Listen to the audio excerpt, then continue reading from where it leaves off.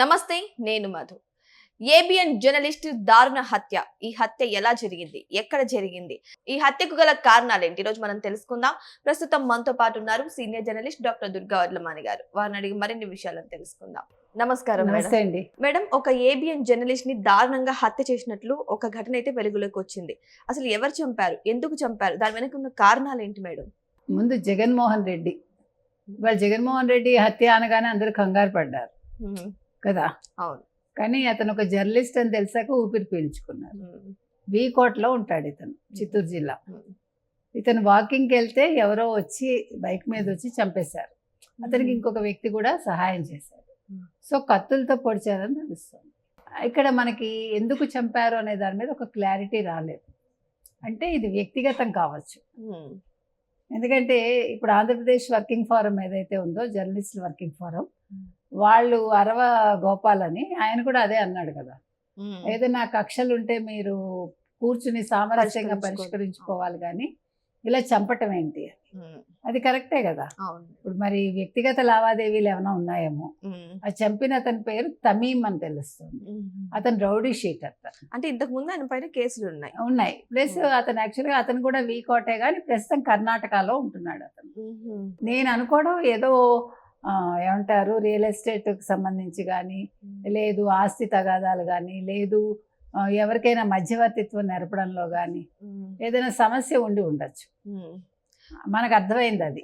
ఆ హంతకుడు ఎవరైతే ఉన్నారో ఆయన కర్ణాటక నుంచి వచ్చి మరి చంపారంటే ఎంత కక్ష ఉండాలి మేడం? అదే అంటున్నా, అది వ్యక్తిగత కక్ష, లేదు వేరే వాళ్ళ కోసం చంపారా, ఇతను జర్నలిస్ట్ కాబట్టి ఇన్వాల్వ్ అయ్యారా, అంటే తన వ్యక్తిగతమే కానక్కర్లా. ఇప్పుడు ఎవరికైనా అన్యాయం జరుగుతుంటే ఈయన వెళ్ళి మధ్యలో మాట్లాడారా, మధ్యవర్తిత్వం నెరపారా, ఏదైనా ఉండొచ్చు కదా. యాజ్ ఎ జర్నలిస్ట్ మాట్లాడి ఉండొచ్చు కదా. అవును మేడం. సో అందుకని నేను అనేది ఏంటంటే, ఇది పూర్తిగా విషయాలు బయటకు వస్తే గానీ మనకి ఎగ్జాక్ట్ గా విషయం అర్థం కాదు. తమీం ని ఆల్రెడీ రౌడీ షీటర్ అంటున్నారు, అంటే ఆయన ఇంతకు ముందు నేరాలు చేసిన వ్యక్తి.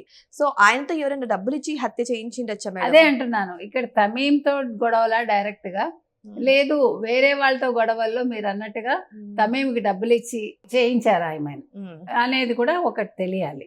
ఎందుకంటే ఇక్కడ మనకు అర్థమైంది ఏంటంటే, జగన్మోహన్ రెడ్డి అనే వ్యక్తి చావుకి మనకి విషయం ఏంటి అనేది కరెక్ట్ గా బయటికి రాలే. ఏ కారణంతో తమీం ఆ రకంగా హత్య చేశారు అనే దాని మీద. సో జగన్మోహన్ రెడ్డి స్పాట్ లో చనిపోయారా, హాస్పిటల్కి వెళ్ళాక చనిపోయారా అనే దాని మీద కూడా క్లారిటీ రాలేదు. కానీ వాళ్ళు చాలా నిర్దాక్షిణ్యంగా పొడిచారని మాత్రం మనకు అర్థం అవుతోంది. అది చాలా అన్యాయం కదండి. ఇప్పుడు ఏదైనా పోనీ అతను ఏదైనా అనవసరంగా ఇన్వాల్వ్ అయినా కూడా వాళ్ళ అవతల వాళ్ళు కూడా అలా చేయకూడదు. ఇప్పుడు తమీంతో గొడవ ఉన్నా తమీం చేయకూడదు, లేదు వేరే వాళ్ళు ఇన్వాల్వ్ అయి ఉన్నా అలా చేయకూడదు. కాబట్టి ఇక్కడ మొత్తం మీద మనకు అర్థమైంది ఏంటంటే, ఇక్కడ ఏదో గొడవ అయితే ఉంది. అది ఎవరికి సంబంధించి, ఓన్లీ జగన్మోహన్ రెడ్డికి సంబంధించా, లేదు జగన్మోహన్ రెడ్డి వేరే వాళ్ళ తరఫున మాట్లాడారా, ఈ తమీంకి సంబంధం ఉందా, లేదా తమీం వేరే వాళ్ళ కోసం ఈ హత్యలో ఇన్వాల్వ్ అయ్యి చంపారా, సుపారీ ఏమైనా తీసుకుని, ఇన్ని తెలియాలి. ఇన్ని తెలియాలంటే మనకి పోలీసులు దీని మీద విచారణ చేసి చెప్పాలి. మొత్తానికి ఈ చంపడం అనేది చాలా అన్యాయం.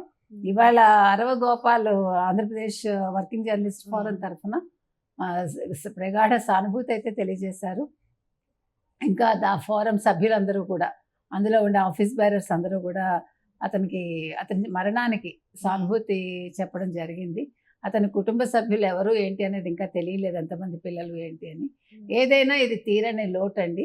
అంటే ఏబిఎన్ జర్నలిస్టుల మీద ఎవరికైనా దృష్టి ఉందా? ఇప్పటికే అసలు ఏబిఎన్ మీద చాలా ఉంది కదా, రాధాకృష్ణ మీద కావచ్చు, లేకపోతే ఏబిఎన్ ఛానల్ కావచ్చు, ఆంధ్రజ్యోతి పేపర్ కావచ్చు.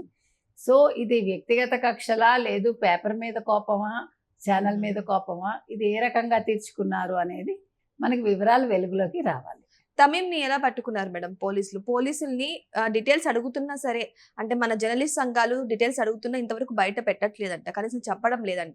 ఎలా దొరికాడు తమీం, అసలు ఎలా హత్య జరిగింది ఏంటని ఏం బయట పెట్టడం లేదంటున్నారు. మరి దీంట్లో పోలీసుల నిర్లక్ష్యం కూడా ఉందంటారా?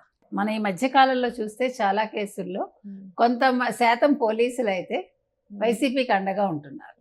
మరి ఇప్పుడు ఈ పోలీసులు కూడా ఆ రకంగా ఉన్నారా, జగన్ కి ఏమైనా కోవట్ల లేదు, ఇది యాదృచ్ఛికంగా జరిగిందా, పోలీసులు మొత్తం విచారణ జరిపాక చెప్దామని వెయిట్ చేస్తున్నారా, ఇన్ని తెలియాలి. సో ఇప్పుడు అసలు తమీం ఎలా దొరికాడు, తమీంని వెంటనే పట్టుకోగలిగారంటే నిజంగా ఆశ్చర్యమే అది. అవును. ఇప్పుడు చంపిన వెంటనే అంటే పబ్లిక్ ప్లేస్ అయి ఉంటుంది అది, సో ఆ రకంగా పట్టుకొని ఉండొచ్చు కదా. అవును మేడం. సో ఇదైతే తెలియాలి మనకి, అయితే ఇప్పుడు పోలీసులు తమీంని విచారిస్తున్నారు మేడం. విచారిస్తున్నారు.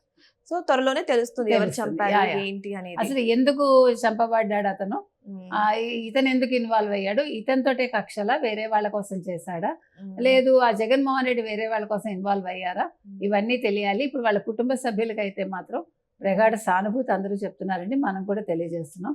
అయితే నేను అనేది ఏంటంటే జర్నలిస్టుల హత్యలకి ప్రభుత్వాలు కూడా ఒకసారి చొరవ తీసుకుని ఇన్వాల్వ్మెంట్ అయితే బాగుంటుంది. ఎందుకంటే ఇది వ్యక్తిగతం అయితే ఏమీ చేయలేం, కానీ వృత్తిలో భాగంగా చంపితే మాత్రం ఇది వదిలిపెట్టే విషయం అయితే కాదు. నిజ నిజాలు తీసే వాళ్ళంటేనే జర్నలిస్టులు అంటారు మేడం. అటువంటి నిజాలు తీసే వాళ్ళని ఇంత దారుణంగా పబ్లిక్ ప్లేస్ లో హత్య చేయడాన్ని ఎలా ఖండించాలి మేడం? అసలు ఇది ఆశ్చర్యంగా ఉంది కదా, అంటే జరుగుతాయి ఇట్లాగా, ఎంతో కక్ష ఉంటే గానీ జరగవు ఇలాగా. అంత ధైర్యం చేశాడు అంటే సంథింగ్ రాంగ్ అంతే. అది ఏ రకంగా అనేది మనం ఇప్పుడు మాట్లాడటానికి లేదు, మనకు తెలియకుండా. అది మరి ఈ జగన్మోహన్ రెడ్డి ఏమైనా ఇన్వాల్వ్ అయ్యారా వృత్తిలో భాగంగా అనేది తెలియాలి మనకి. సో ఏదేమైనా సరే జర్నలిస్ట్ జగన్మోహన్ రెడ్డి హత్య విషయం మాత్రం ఇప్పుడు కలకలం రేపుతుంది. మరి ఆయనని ఎలా చంపారు ఏంటి అనేది కూడా ఇంకా క్లారిటీగా అయితే బయటకు రాలేదు. కత్తిపోటతో చంపారని తెలుస్తుంది, కానీ ఏదైనా టార్గెటెడ్ గా చంపారా, లేదంటే ఎవరైనా చంపించారా, లేదంటే దీని వెనక ఇంకేదైనా సూత్రధారులు ఉన్నారా, లేదంటే ఇంకేదైనా బలమైన కారణం ఉందా అనేది ఇంకా బయటపడాల్సింది. మరి వెయిట్ చేసి చూద్దాం. పోలీసుల విచారణలు ఇవన్నీ బయటపడితే అతి తొందరలోనే నిజ నిజాలు తేలుతాయి. Thank you so much. Thank you.